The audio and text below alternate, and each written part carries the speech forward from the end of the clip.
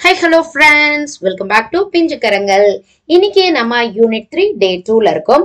So இந்த வீடியோவை நீங்க கிளிக் பண்ணிருக்கீங்க அப்படின்னா உங்களுடைய வகுப்பறை மேலாண்மையில ஏதோ ஒரு துளியாவது நான் உங்களுக்கு ஹெல்ப் பண்றேன் அப்படின்னு நான் நினைக்கிறேன். சோ உங்களுக்கு பிடிச்சிருந்துச்சுன்னா ஒரு சின்ன லைக் கொடுங்க. உங்களுக்கு பிடிக்கலன்னா டிஸ்லைக் தான். ஓகே, பிடிச்சிருந்தா லைக் பண்ணுங்க, உங்களுடைய ஃப்ரெண்ட்ஸுக்கும் ஷேர் பண்ணுங்க. ஏன்னா நீங்க பண்ணக்கூடிய ஒவ்வொரு லைக்கும் இன்னும் நிறைய பேருக்கு இந்த வீடியோவை ஸ்ப்ரெட் பண்ணும். அவங்களுக்கு இன்கேஸ் ஒரு யூஸ்ஃபுல்லா இந்த வீடியோ மாறுச்சு அப்படின்னா எனக்கு ரொம்பவே ஹாப்பி. ஓகே, எழுத்து அறிவோம் பகுதிக்குள்ள இப்ப நம்ம வரோம். நேத்து நம்ம ஒரு ஸ்டோரி இன்ட்ரடியூஸ் பண்ணிருந்தோம் இல்லையா, கண்மணி கதை. அந்த கதைக்கு அப்புறம் நம்ம ஏ வரிசை எழுத்துக்களை நம்ம இன்ட்ரடியூஸ் பண்ண போறோம். சோ ஏ வரிசையில இருக்கக்கூடிய 18 உயிர்மை எழுத்துக்களையும் நம்ம கரும்பலகையில எழுதுறோம். முதல்ல ஏ வரிசையை எழுதுறோம். ஏ வரிசை நெடில் எழுத்துக்களை நம்ம சொல்லும் போது குறில் நெடிலை சேர்த்து சொல்வது ரொம்ப ரொம்ப முக்கியம். ஏன்னா குழந்தைங்களுக்கு தமிழ் வாசிப்பை பொறுத்தவரை குறில் நெடில் பிரச்சனை கண்டிப்பா இருக்கும். சோ இது ரெண்டையுமே நீங்க கரும்பலகையில எழுதி போட்டு அந்த ஒலிப்பிற்கு உரிய நேரம் பாத்தீங்கன்னா ஒரு சொடக்கு போடும் நேரம். அதுவே ஒலிப்பிற்கு தேவையானது 2 சொடக்கு போடும் நேரம். இந்த நேரம் குழந்தைங்களுக்கு புரியல அப்படின்னாலும் அந்த குறுகிய குறில் எழுத்துக்களுக்கு நம்ம குறுக்கி சொல்லணும், நெடில் எழுத்துக்களுக்கு நீட்டி சொல்லணும் அப்படின்ற கான்செப்டையாவது நீங்க குழந்தைங்களுக்கு கொடுக்கும் போதுதான் குறில் நெடில் பிரச்சனை வாசிப்புல இல்லாம இருக்கும். அதுக்காக அடுத்தது படிப்போம் எழுதுவோம். மொட்டு மலர் நிலை குழந்தைகளுக்கு பக்கம் 10ல அவங்களுடைய பாடநூல் பகுதியில இருக்கிறதுக்கு ஏத்த மாதிரியான ஒரு சின்ன பகுதி கொடுத்திருப்பாங்க. இதுல குழந்தைங்களுக்கு மொட்டுக்கு பாத்தீங்கன்னா சொற்களையும், மலருக்கு பாத்தீங்கன்னா தொடர்களையும் அடிக்கோடுற மாதிரி சில வார்த்தைகள் வாக்கியங்களை நீங்க குறிப்பு கொடுக்கணும். அதுக்கேத்த மாதிரி குழந்தைங்களை கண்டுபிடிக்க வைக்கணும். இது மொட்டு மலருக்கு. இதே நேரத்துல அரும்பு குழந்தைகளுக்கு எப்பயுமே எழுத்துக்கள் தான் இருக்கு இல்லையா. சோ எழுத்து அட்டைகளை பயன்படுத்தி ஒரு சின்ன கேம். இந்த கேமும் உங்களுக்கு தெரிஞ்சதுதான். நீங்க கரும்பலகையில இந்த வரிசை எழுத்துக்கள் இந்த வரிசை எழுத்துக்கள் எல்லாத்தையுமே நீங்க கரும்பலகையில எழுதி போட்டுட்டு உங்களுடைய குழந்தைகளின் எண்ணிக்கைக்கு ஏத்த மாதிரி நீங்க டீம் பிரிச்சுட்டு ஒவ்வொரு டீமுக்கும் கொஞ்சம் எழுத்து அட்டைகளை கொடுத்து அதை கவிழ்த்து வச்சிடுறீங்க. வச்சுட்டு நீங்க கிடைத்ததா கிடைத்ததா அதுக்கு முன்னாடி ஒவ்வொரு குழந்தை கையிலையும் ஒவ்வொரு டீம்ல இருக்கக்கூடிய ஒவ்வொரு குழந்தை ஒரு அட்டையை எடுக்க சொல்லிடணும். நீங்க இப்ப கேட்கணும், கிடைத்ததா கிடைத்ததா அப்படின்னு. கிடைச்சிருந்துச்சு அப்படின்னா அந்த குழந்தை சொல்ல போறாங்க. அப்படி இல்லைன்னா அவங்க கையில என்ன எழுத்து இருக்கோ அதை சொல்லி கிடைத்தது ஃபார் எக்ஸாம்பிள் கிடைத்தது அப்படின்னு அவங்க சொல்லிட்டு அந்த கார்டை வெளியில வச்சுட்டு கரும்பலகையில இருக்கக்கூடிய அந்த அப்படிங்கிற எழுத்தை அவங்க வட்டமிட்டு காட்டணும். இதே போல அந்த 18 எழுத்துக்களையுமே நீங்க இன்ட்ரடியூஸ் பண்றீங்க. இது ஒரு வலுவூட்டல் செயல்பாடாகவும் நீங்க வச்சுக்கலாம். அவ்வளவுதான். கற்றல் விளைவு வரிசை உயிர்மை எழுத்துக்கள், சொற்கள், வாக்கியங்களை அவங்க தெரிஞ்சுக்கிறாங்க. சோ நெக்ஸ்ட் இங்கிலீஷ்ல பாத்தீங்கன்னா டே 2ல நம்ம சி அனிமல்ஸ் பத்தி பார்க்க போறோம். சோ நேத்து நம்ம டொமஸ்டிக் அனிமல்ஸ் பத்தி நம்ம பார்த்தோம். நிறைய க்ளூஸ் எல்லாம் வச்சு ஒரு சின்ன கேம் எல்லாம் நம்ம விளையாண்டோம். சோ டே 2ல பாத்தீங்கன்னா சி அனிமல்ஸ் பத்தி தெரிஞ்சுக்க போறோம். சோ அதுக்கு வார்மப்பா நம்ம டர்ன் சாங் தான் நம்ம பாட போறோம். சோ நம்ம நேத்தே பாடணும் இல்லையா, one finger turn to a rooster cock-a-cock-o, two fingers turn to a cow moo. இந்த சாங்க ஒரு வாட்டி நீங்க ரிப்பீட் பண்ணிட்டு சோ நம்மளுடைய ஆக்டிவிட்டிக்குள்ள இப்ப நம்ம போறோம். Let students respond and tell them there are also animals that live in the sea. நம்ம லேண்ட்ல இருக்க அனிமல்ஸ் தான் நம்ம பார்த்தோம் இல்லையா, டொமஸ்டிக் அனிமல்ஸ். சோ சீல கூட சில அனிமல்ஸ் இருக்கும். They are called sea animals. Shall we get to know some of these animals? இந்த அனிமல்ஸ் பத்தி நம்ம தெரிஞ்சுக்க போகலாமா அப்படின்னு கேட்டுட்டு ஒரு லார்ஜ் குரூப் ஆக்டிவிட்டி தான் இன்ட்ரோடியூசிங் அனிமல்ஸ் இன் த சி. ரெஃபர் பேஜ் நம்பர் 54 பார்க்க சொல்லியிருக்காங்க. ஸோ நம்ம இண்டிவிஜுவல் கிளாஸ் அப்படின்னா நம்ம டெக்ஸ்ட் புக் போறதுக்கு பெட்டர் வே. ஆனா நம்ம மல்டி கிளாஸ் நம்ம ஹேண்டில் பண்றோம் அப்படின்னா நம்ம இதுல இருக்கிற மாதிரியே போயிட்டு ஒரு ஷார்ட் அண்ட் ஸ்வீட்டா அந்த அனிமல்ஸ் வித் அதனுடைய எக்ஸ்ட்ராக்ஷன் என்னவோ அதை மட்டும் சொன்னா போதுமானது. மெட்டீரியல்ஸ் என்னன்னா லேபிள்டு பிக்சர்ஸ் கார்ட்ஸ் தான். நம்ம முன்னாடியே எல்லாத்தையுமே நம்ம ரெடி பண்ணி வச்சிருப்போம். So dolphin, crab, turtle, seahorse, starfish and whale. Show each card and elicit the name of the animals. அவங்களால சொல்ல முடியல அப்படின்னா நீங்க அந்த நேமை திரும்ப ரிப்பீட் பண்ணிட்டு குழந்தைங்களை சொல்ல வைக்கிறீங்க. இதுல மெயினான ஸ்ட்ரக்சர் என்ன அப்படின்னா this is a dolphin. It dives into a water. Show the action. Action ஓட நீங்க சொல்லும்போது கண்டிப்பா குழந்தைங்களுக்கு திரும்ப ரீகால் பண்றதுக்கு ரொம்பவே ஈஸி வேயா இருக்கும். ஸோ அந்த லேபிள்டு பிக்சர் கார்ட்ஸ்ல நீங்க என்ன பண்றீங்க அப்படின்னா ஃப்ரண்ட் சைடு வந்து அந்த டால்ஃபின் பிக்சர் இருக்கும் வித் நேம். அதோட பேக் சைடு அதை பத்தின சில sentences. This is a dolphin, we can see it in the sea, it dives in waves. இதையும் நம்ம சேர்த்து எழுதி வச்சோம் அப்படின்னா குழந்தைங்களுக்கும் படிக்கிறதுக்கு ஈஸியா இருக்கும். அதை ரீகால் பண்றதுக்கும் இது ஒரு பெட்டர் வேயா இருக்கும். Let the class repeat after you. Follow the same for other animals also. Use the following hints. Hintsum கொடுத்திருக்காங்க. Crabsக்கு crawl, starfish swim, whales whistle, seahorses move, turtles flap their legs and swim. Do the actions accordingly. எல்லா ஆக்ஷன்ஸையுமே நீங்க செஞ்சுட்டு தான் அதை நீங்க introduce பண்றீங்க. Now ask them, where do these animals live? எங்க இவங்க எல்லாம் இருப்பாங்க? So குழந்தைங்களுக்கு கண்டிப்பா இது தெரிஞ்சிருக்கும். So yes, they live in the sea. Later paste the pictures on the wall. நீங்க வந்துட்டு செவுத்துல பேஸ்ட் பண்ணிட்டு ask students to stand in a circle. Start counting numbers. அதாவது 1ல இருந்து 7 வரைக்கும் நீங்க குழந்தைங்கள பாயிண்ட் அவுட் பண்ண சொல்லிட்டு the student who gets 7 அந்த லாஸ்டா 7 ஒரு குழந்தை சொல்லிருப்பாங்க இல்லையா, அவங்கள முன்னாடி வர சொல்லி ask what do you see in the deep blue sea அப்படின்ற கொஸ்டின் கேட்டு encourage the student to tell the name of any one of the animal. நீங்க கேக்குறீங்க அவங்கள what do you see in the deep blue sea அப்படின்னு.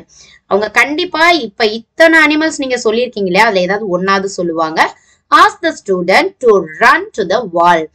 அந்த குழந்தைய நீங்க வந்துட்டு அந்த செவுத்துக்கு போய் எந்த அனிமல் அவங்க சொன்னாங்களோ அதை பாயிண்ட் அவுட் பண்ண சொல்லணும். Point to it and say its name. For example, I can see a dolphin in the deep blue sea. இந்த ஸ்ட்ரக்சர் வந்து ரொம்ப ரொம்ப இம்பார்ட்டன்ட். அதை திரும்ப திரும்ப சொல்லும் போது அவங்களுக்கு கண்டிப்பா அதை வந்துட்டு சொல்லிடுவாங்க. I can see a dolphin in the deep blue sea. இதே அடுத்தடுத்த அனிமலுக்கும் நீங்க அப்படியே கண்டினியூ பண்ண சொல்றீங்க. For example, இப்ப sea horses அப்படின்னா I can see a sea horse in the deep blue sea. Turtle na I can see a turtle in the deep blue sea. அதே மாதிரி if the students are in the அரும்பு level na this is a dolphin ஓட stop பண்ணா போதும். அதுவே மொட்டுனா I can see a dolphin, it dives in the waves. அதுவே மலர் லெவல்னா அதுவே ஒரு 3 to 4 sentences இருந்தா it will be better. Okay, then circle time activity reinforcing the name of animals using I am. இதுல ஒரு சின்ன ஆக்டிவிட்டி பண்றாங்க. குழந்தைங்களை வந்துட்டு இதே மாதிரி தான் மெட்டீரியல்ஸ் நீடட் அதே லேபிள்டு பிக்சர் கார்ட்ஸ் தான். Now you have learned about different animals that live on land and in the sea. ரெண்டு அனிமல்ஸையுமே நீங்க டே 1ல வச்சிருக்கிற அனிமல்ஸ் அப்புறம் இப்போ உள்ள சி அனிமல்ஸ் ரெண்டையுமே நீங்க வச்சுக்கிறீங்க. எல்லா அனிமல்ஸையும் கிளாஸ்ல ஒரு சென்டர் ஆஃப் த போர்ஷன்ல நீங்க ஒரு சர்க்கிள் போட்டுட்டு எல்லா அனிமல்ஸையுமே அங்க வச்சிடுறீங்க. Tell the class that will do a role play today.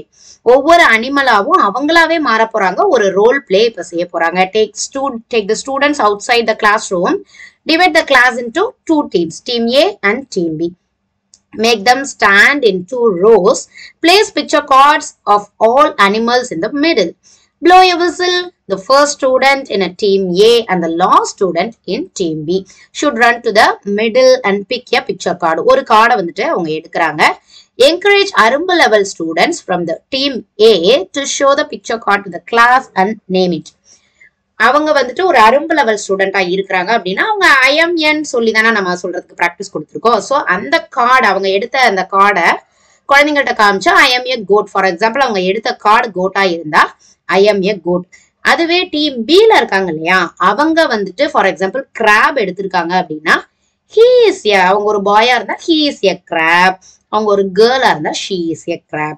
அதே அவங்க ரிப்பீட் பண்றாங்க, டீம் பி இப்ப ரிப்பீட் பண்றாங்க I am a crab, he or she is a goat. அதேதான் இவங்க ரெண்டு பேரும் மாத்தி மாத்தி அவங்களையும் சொல்லிட்டு ஆப்போசிட்ல இருக்கிற டீம் மெம்பரையும் அவங்க இன்ட்ரோடியூஸ் பண்றாங்க. அவ்வளவுதான். இதையே நீங்க ரிப்பீட் பண்ண வேண்டியதான். அவங்க அரும்பு லெவலா இருந்தா I am a அப்படின்றத அவங்கள சொல்லிட்டு she is a சொல்லிட்டு அவங்கள இன்ட்ரோடியூஸ் பண்ண ஆப்போசிட் பர்சனை இன்ட்ரோடியூஸ் பண்ணா போதுமானது. மொட்டு லெவலா இருந்தா I am a goat, I eat grass, he or she is a crab, he lives in water. எக்ஸ்ட்ராவா இன்னொரு சென்டென்ஸ் ஆட் பண்றாங்க. மலர் லெவலா இருந்தா I have a small tail, I eat grass, I give milk, who am I? அதையே வந்துட்டு ஒரு riddle ஃபார்மேட்ல அவங்க கொண்டு வராங்க. ஸோ இதுல உங்களுடைய இம்ப்ரவைசேஷனையும் நீங்க தாராளமா பண்ணிக்கலாம். ஆனா மலர் லெவல் 2 or 3 சென்டென்சஸ் கண்டிப்பா சொல்லியே ஆகணும். அந்த மாதிரி நீங்க உங்களுடைய ஆக்டிவிட்டிஸை டிசைன் பண்ணிக்கலாம். தென் ஆஸ்க் ஈச் ஸ்டூடெண்ட்ஸ் இந்த கிளாஸ் டு டேக் 1 பிக்சர். இதே மாதிரி எல்லாருமே அதை வந்துட்டு ரிப்பீட் பண்ணணும். இது ரொம்பவே சூப்பர்பான ஒரு சென்டென்ஸையும் அவங்க நிறைய மேக் பண்ண கத்துக்குவாங்க. நிறைய வொக்காபுலரி ஸ்கில் வந்து இந்த கேம் வந்து கொண்டு வரும். So work book text book activities பண்ணிடணும். உங்களுடைய லேர்னிங் அவுட்கம்ஸ் இன்னைக்கு டேவுடைய லேர்னிங் அவுட்கம்ஸ் சார் ஒரு வாட்டி நீங்க கோ த்ரூ பண்ணிக்கலாம் தாராளமா. நெக்ஸ்ட் மேக்ஸை பொறுத்த வரைக்கும் நம்ம நேத்து பார்த்தது என்ன அப்படின்னா தொடர் கூட்டல். இன்னைக்கு அந்த தொடர் கூட்டலை ஒரு சின்ன ரீகால் பண்ணிக்கிறோம். ரீகால் பண்ணிட்டு இப்ப இந்த வகுத்தல் நம்ம பார்த்தோம் இல்லையா, சோ அந்த வகுத்தலுக்கு உண்டான ஒரு சின்ன ஆக்டிவிட்டி தான் இன்னைக்கு பார்க்க போறோம். ஆசிரியர் பின்வரும் செயல்பாட்டை தொடர் கூட்டல், அதாவது வகுத்தல் வந்து மலர் லெவல் ஸ்டூடெண்ட்டுக்கு, தொடர் கூட்டலையே இன்னும் கொஞ்சம் அதிகப்படுத்தி பார்க்க போறது மொட்டு லெவல் ஸ்டூடெண்ட்ஸ்க்காக. முந்தைய பிந்தைய எண்கள் வந்துட்டு அரும்பு லெவலுக்கு. ஆசிரியர் பின்வரும் செயல்பாட்டை மேற்கொண்டு இதுல 3 விதமான ஆக்டிவிட்டிஸ் நம்ம கையில எடுக்க போறோம். என்னன்னா விதைகள் பயன்படுத்தி, அடுத்தது கரும்பலகையில நீங்க வரைகிறது, அதுக்கப்புறம் அந்த பொருளை வச்சு மாணவர்களை அடுக்க சொல்றது. 3 விஷயம். 1 ஆசிரியர் பண்ணுவாங்க, 2வது மாணவர்கள் அடுக்குவாங்க, 3வது அதையே வரைந்து காட்டுவாங்க. இதுதான். நான் விதைகளை அடுக்கினால் நீங்கள் படங்களாக வரைந்து தொடர் கூட்டல் கூட்டை எழுதணும். அதுவே நான் படம் வரைந்தால் நீங்கள் விதைகளை அடுக்கி தொடர் கூட்டல் கூற்றை எழுதணும். அதுவே நான் தொடர் கூட்டல் கூற்றை எழுதுனா நீங்க விதைகளை அடுக்கணும். சோ இங்க ரைட்டிங் வருது, அடுக்குதல் வருது. அதுவே நீங்க படங்களாக வரைந்து சொன்னாலும் சொல்லலாம். 3 ஆக்ஷன் வருது: அடுக்குதல், வரைதல், எழுதுதல். ஓகே, இதுல தேவையான பொருட்கள் புளிய விதைகள், மணிகள் மற்றும் கரும்பலைகளை எழுதுறதுக்குரிய அந்த எழுது பொருட்கள். அவ்வளவுதான். மாணவர்களை 2 குழுக்களா பிரிச்சுக்கோங்க. 2 குழுவினருக்கும் விதைகள். இதுல இந்த அடுக்கிற ஆக்டிவிட்டிஸ் இருக்கு பாத்தீங்களா, இதுக்கு நீங்க மொட்டு லெவல் ஸ்டூடெண்டா பயன்படுத்திக்கலாம். இங்க மேஜை மேல அடுக்கிறதுக்கோ, இல்ல படம் வரைகிறதுக்கோ, இல்ல கூற்ற வந்து சொல்றதுக்கோ நீங்க மொட்டு லெவல் ஸ்டூடெண்ட்ஸா நீங்க தாராளமா பயன்படுத்திக்கலாம். இந்த ஃபுல் ஆக்டிவிட்டிஸையும் ஒன்னா செய்யறது யாருன்னா மலர் லெவல் ஸ்டூடெண்ட்ஸ். 2 குழுவா பிரிச்சுட்டு 2 குழுவினருக்கும் விதைகள், மணிகளை கொடுத்துட்டு விதைகளை கூறுகளாக அவங்களை அடுக்க சொல்லணும். இதுல முக்கியமான விஷயம் என்னன்னா சரியா சம பங்காக பிரிக்கக்கூடிய நம்பரை தான் நீங்க கொடுக்கணும் அவங்களுக்கு. ஃபார் எக்ஸாம்பிள் இப்ப 20ன்னு நீங்க கொடுக்குறீங்கன்னா அதை வந்துட்டு எப்படி பிரிக்கலாம், 4 4ஆவும் உங்களால பிரிக்க முடியும், 5 5ஆவும் பிரிக்க முடியும். ஆனா 23ன்னு நீங்க கொடுத்தீங்கன்னா கண்டிப்பா குழந்தைங்களுக்கு பிரிக்க முடியாது. இந்த மாதிரி குழப்பமான ஒரு சூழலை தயவு செய்து குழந்தைங்களுக்கு உருவாக்க கூடாது. சோ சரியா சம பங்கா பிரிக்கக்கூடிய எண்ணிக்கையில உள்ள பொருட்களை மட்டும் குழந்தைங்கள்ட்ட கொடுங்க. இது ரொம்ப ரொம்ப கவனிக்க வேண்டிய ஒரு விஷயம். அடுத்தது இதே விஷயத்த அவங்க பிரிச்சாங்க இல்லையா, அத கூற்றாக அவங்களுடைய அந்த note work, class work note இருக்கும் இல்லையா, அந்த பாட குறிப்பேட்ல அவங்கள எழுதுறதுக்கு அட்டவணைப்படுத்துறதுக்கு நீங்க பழக்கிடணும். இதேதான் அந்த 2 குழுவா பிரிச்சுட்டு இவங்களுக்கு கொடுக்குற நம்பரை இவங்க அந்த அட்டவணைப்படுத்தணும். அடுத்து டீம் பிக்கு கொடுக்குற எண்ணிக்கையை வந்து அவங்க பிரிச்சு அதை ஒரு டேப்லர் காலம் அட்டவணைப்படுத்துறது டீம் பியினுடைய வேலை. இந்த மாதிரி ஒரு 3 நம்பர்ஸ் நீங்க கொடுக்குறீங்க அப்படின்னா அந்த 3 நம்பர்ஸையும் யார் எந்த டீம் ஃபர்ஸ்ட் முடிக்கிறாங்க அப்படின்னு சொல்லி நீங்க அதுக்குரிய வெற்றி புள்ளிகளை கொடுக்கலாம். இதுல நீங்க அந்த கூற்றை வந்து அவங்களுக்கு வாய்மொழியா சொல்றதுக்கு பழக்கணும். என்னிடம் 12 பழங்கள் இருந்தன, அதை வந்துட்டு ஒரு கூறில் 4 பழங்களாக வைத்ததுல 3 கூறுகள் எனக்கு கிடைச்சது. அப்ப நான் மொத்தம் இருந்த 12 வகுத்தல் 4 அப்படின்னு நான் போடும்போது எனக்கு 3 கிடைக்கிறது அப்படின்றத அவங்க வந்து அந்த சம்மா மாத்தி கணித கூற்றாகவும் அவங்க எழுத தெரியணும், எழுத்து கூற்றாகவும் எழுதணும். சோ இதை நீங்க ஒரு விஷயத்த நீங்க சொல்லி கொடுத்துட்டு அந்த டேப்லர் காலத்துல இருக்கிறத வச்சு மற்ற கூற்றுக்களை அவங்களே வாய்மொழியா சொல்றதுக்கு நீங்க பழக்கணும்.